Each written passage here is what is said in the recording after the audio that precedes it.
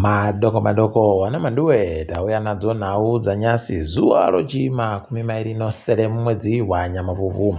Ipapa na nyasi wamunangarwa wangu ari kuchikoro chofundo yepamusoro chochinhoi wachipa mapepa okupedza kufunda madhigirii kuvanhu vakasiyana siyana vanosvika nokupfuura zviuru zvitatu. Nyasi kanga kari kochima 20 wachipa mapepa pachikoro chii kuti makorokoto kune wapuwa mapepa okupedza kufunda. Tiurowa manja mhanduwe kanzuru yokumaruwa yoUMP yaita tuzvinu pai kanzuru iyi yagoisa kamutemo komukanzurumo kanobata nyaya dzokuunga goridhe nokuunga zvicheriwa zvinenge zviri pasipo. Pai inonzi pachirungu mining and mineral panning bylaws. Tikati aiwa makorokoto izvozvi wari kutoreketa kuti aiwa vanhu vanenge vazobatiwa vachiita zvisiri izvo vanobhadharisiwa choupenzi. Makambani anofanira kusiya zvinhu zvanaka kana azopedza kuchera.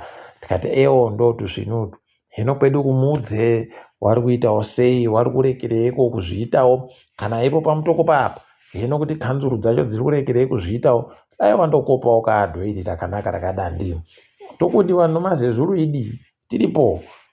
Dai wareka kudaro vanhu ava idi zvakaita kunyangariwa. Kukanzuro yekuHarare kwabuditsiwa masoko anohwadza kuti kwai kuna vanhu vairi vanosenza pakanzurupo wandopfa mhanduwe panzvimbo inogayiwa mvura ichichenesiwa mvura kunzvimbo yoGlenview. Zvinohwadza izvi. Apa pari kuziva kuti zvii zvaitika tiribe kunyepiwa. Iwo wakuru wandoti aiwa zviri kuferefetiwa kuti chii chanyatsakuitika. Rekai tigoramba takazviringa kuti chii chinenge chaitika tinenge tichizokunyepai kana pano zvaburika.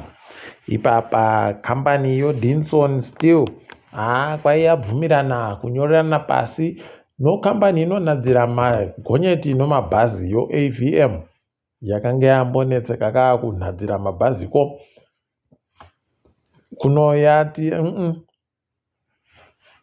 rekai tibatane pokare tisimudzire pokare tande kumutsiridza mhanduwe kugadzirwa kwemabhazi pokare nowo kutengeserana zvinoseenzesiwa pakuseenzesa mabhaziyo. Rekai tione kuti zvinoperera papi, zvinenge zvienda sei. Tinoramba takaringa tichizokunyepai. Dai watokona kubatsirana nayo Dinson watoita kuti simbi dzinopinda mumotika zhinji dzibva dzanhadziwa ipapa dzitouye munyika dzanhadziwa kare dzichiunziwe kuvanhu dzatonhadziwa kubva paDinson ipo apapa. Aiwa zvaita zviri nani. Rekai tirambe zvedu takazviringa kuti wachange wachiita sei nokudini. Kwai hurumende yagopuwa zvikamu 10 kubva muzana kuzvinhu zviri kuitika kuInvictus kumuzarabani kuya kunonzi kuno mweya wokufema pokare no oiri zvopasi. Rekai tione ipapa kuti zvinopera sei. Hurumende yabva yatoti aiwa iko kumuzarabani kuti autokuita kuti aiwa iri ibasa rakakoshera nyika, national project pachirungu. Tikati aiwa zvisvinu zvadando wakabva watoti kana hurumende ikaona ipapa kuti zvinhu zvaakuenda zvinenge zviri nani wachabva watoti pokare imwe wopuwa zvimwe zvikamu kubva muzana ipapo kuingidzira apa waribe kubhadhara kana sendi. Tikati aiwa tusvinu zvikamu 10 kana anozochema kuti tatorewa wacho.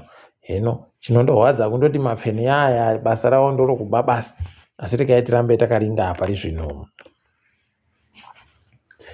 Kambani yoAir Zimbabwe yatiyo yanhadzirira ipapa kuti panenge pachiitiwa mutambo hlanganani Tourism Expo.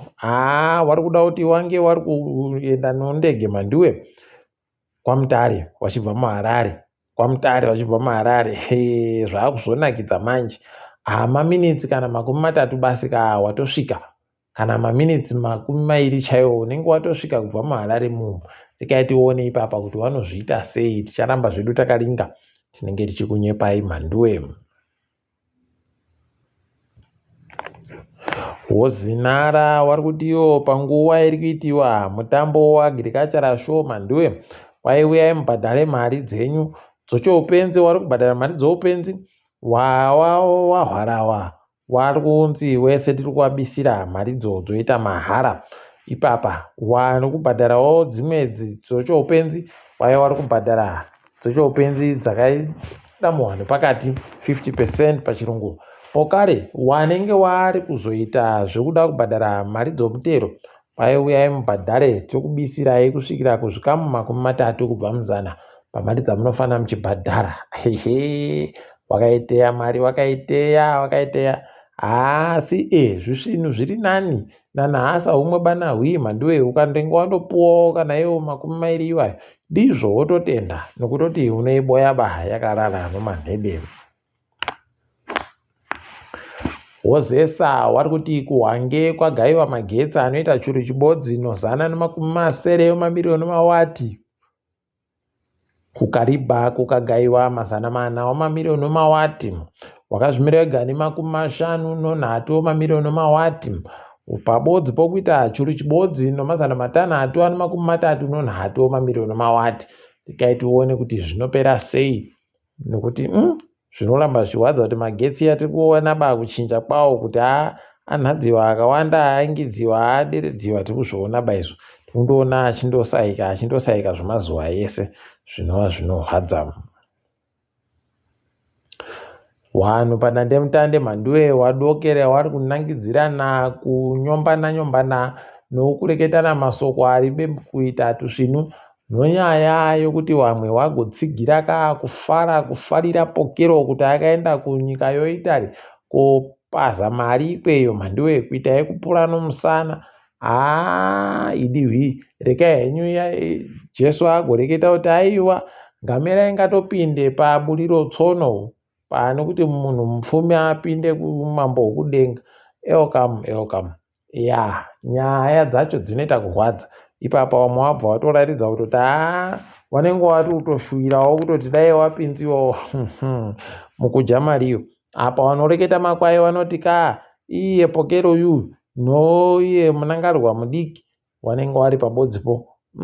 Heno mhanduwe rekai tigoramba takazviringa kuti ndizvo chere, asi kana iri mari yonyika idi yawenga wazotibatsira nokutoti pachaita kumhanyisana kuyaka tinofanira kuzoita vamwe vanhu vachazobudura kuti wakomana gondirekereraiwo inini nokutoti muitiro wakadandi aiwa musvinhu pamhanduwe. Mari yakaparadziwa ipapo hazvishamisi ikasvika milioni chairo, milioni nokuti akaenda kanwa biache ipi pano nyaya apo.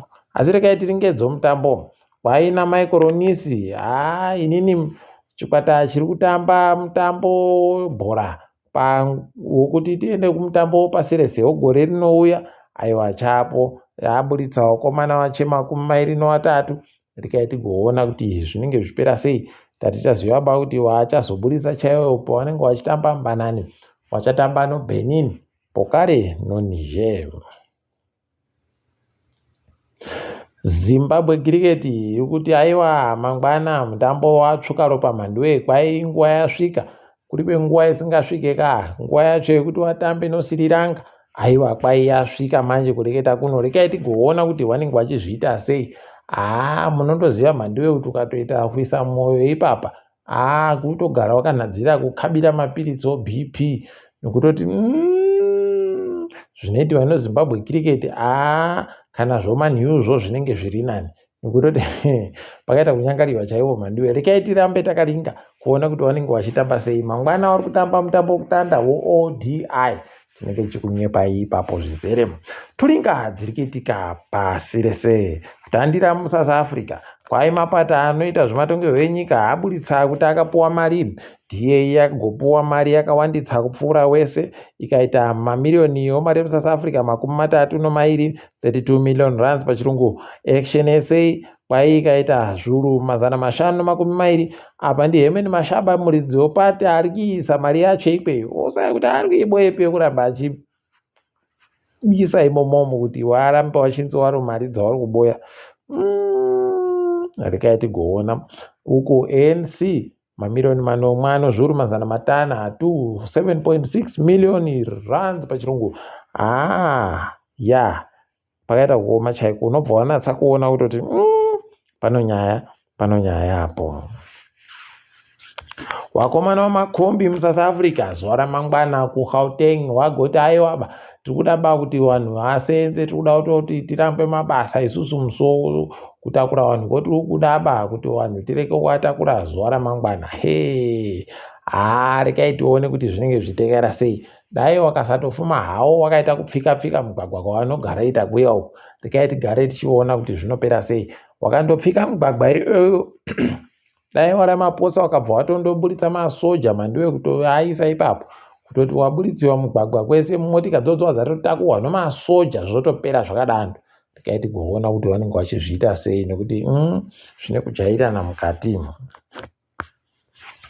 Ko kambani yeAccelometer iri kupfika musuwo wayo kutanda kwomwedzi uri kuuyayo watoti iwo kwai zvinhu zviri kuita kuti tiide kupfika inyaya yekuti kuZimbabwe kuri kubva simbi dzakawanditsa mandiwe dziri kuita kuuya kobhomba chaiko, mitengo yacho ichibva yaderedziwa. Saka takutosaya kuti toita sei. Wakajaira kutema pakuru apa kuwati benhutsaiwo mari muteme zviri nani. Wari kudaba kuno Zimbabwe iri kunzi iri kusimuka, ende simbi dzoZimbabwe dzo dzinenge dziri kuuya. waChina mandiwe vanodaba kujairiwa. Kambani yoFord yagoreketa pokareketa isusu tiri kupfika mabasa mazana mana chaiwo munyika yeSouth Africa. Tiri kuapfika kuavhara chaiko kuti vanhu ivavo vari kutobuda mabasa. Pakaita kunyangariwa hapo mandiwe. Regai tigoona kuSouth Africa vari kufara izvezvi, vari kureketa kuti mubiya wanonzi Sibusiso Kubeka kwai amhanya makiromita 100 mandiwe 100 mumaawa asingasviki matanhatu. Imi atoita kunzi ndiye munhu avaita kumhanya paribe munhu akamboamhanya maawa iwaya pamakiromita 100. Tikuti makorokoto wakomana idiwi. Uku kuZambia kwai takopawo dhoiri rekuSouth Africa neBotswana kuti tiise dhiski mhandiwe repamotikari iya vakuita ribodzi iro rodonderedzwa mhandiwe hwii redu riya rakakurisa rinenge rakadidi. Aiwa iyo kuZambia wangu ainowawo matatu kuno aiwa wairiita ribodzi. Tikati ndokukona maita tuzvinu apa maita tuzvinu. Regai tione kuti wokweduwo Zinara wachazokopawo chere kana kuti zvinopfa yakarodha. Yoweri Museveni mudzimai wacho agoreketa kuti ini ndatenga matikiti okuti vanhu vese vanoda kuenda kuona mutambo webhora woCHAN utambiwa zuva ramangwana waende wapinde mahara kunhandare yebhorayo. Alright. Ethiopia ipapa inenge iri kunhadzirira kurwisana novasoja wokuEgypt. Wakomana regai tione kuti zvinopera sei. Asi tinondoramba tichirangarira Yawe kuti wagotinyepa kuti ndinenge ndamhera chaimo kubenuka. Rwanda kwaipapa yatambira vanhu 250 wabva kuAmerica vari kubisiwa kubva kunyika yeAmerica. Wakomana mudiro mari wakaita kudandi unoita kuvhiringa chaiwo. Regai tione kuti zvinopera sei. Uku kuEquatorial Guinea mandiwe kwaika anonzi Baltazar Engonga uya kumbonetsa makore apfuura muCovid mumu apuwa makore 9 nokuti kwai agoba mari. Regai tigoona kuti zvinopera sei. Chaari kusungiwa chacho wazhinji vari kuchiziva. Regai tione kuti zvinopera nekupi. Asi isu tiri ipapo mandiwe toburika togumira pano. Ndini wenyu mhandiwe Wonhau.